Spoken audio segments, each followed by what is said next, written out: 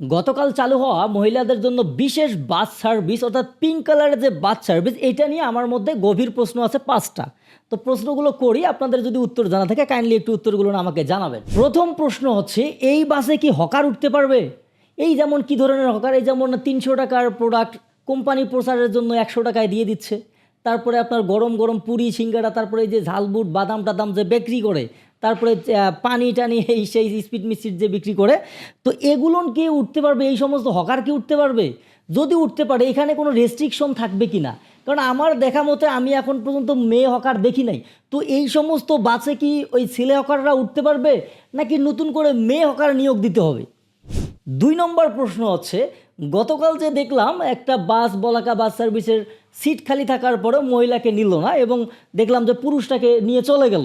এই যে মহিলাটা যে একটা আশ্চর্যবোধক একটা মানে তাকিয়ে থাকলো যে কেন নিল না, এই প্রশ্নটা আমারও। যখন মানুষ তাদের কাপল সহ বের হবে কোথাও যাওয়ার জন্য, তখন যদি পুরুষ বাস সার্ভিস যদি মহিলাকে না নেয়, আবার মহিলা বাস সার্ভিস যদি পুরুষটাকে না নেয়, সেক্ষেত্রে এই কাপল দুটো কীভাবে যাবে?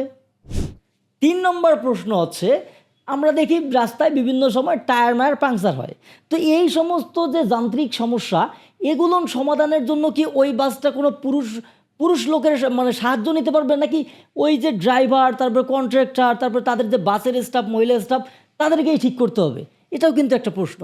4 নম্বর প্রশ্ন হচ্ছে, পুরুষ বাসে যেরকম মহিলাদের জন্য একটা রিজার্ভ সিটের ব্যবস্থা থাকে, 10-15টা বা 8-10টা এরকম থাকে, তো এই মহিলা বাস সার্ভিসে পুরুষদের জন্য কি কোনো রিজার্ভ মানে সিটের ব্যবস্থা থাকবে কি না? 5 নম্বর প্রশ্ন এবং সবথেকে ইম্পর্টেন্ট প্রশ্ন, এই ভিডিওটা তৈরি করার মূল উদ্দেশ্যই হচ্ছে এই প্রশ্নটা।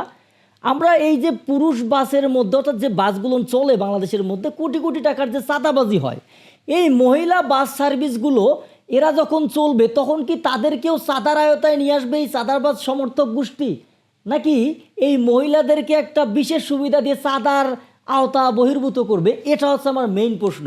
তো আপনাদের যদি আসলে কারো এই প্রশ্নগুলোর মধ্যে কোনো একটা উত্তরও জানা থাকে, অবশ্যই কমেন্ট বক্সে জানাবেন আপনাদের মন্তব্য মতামত।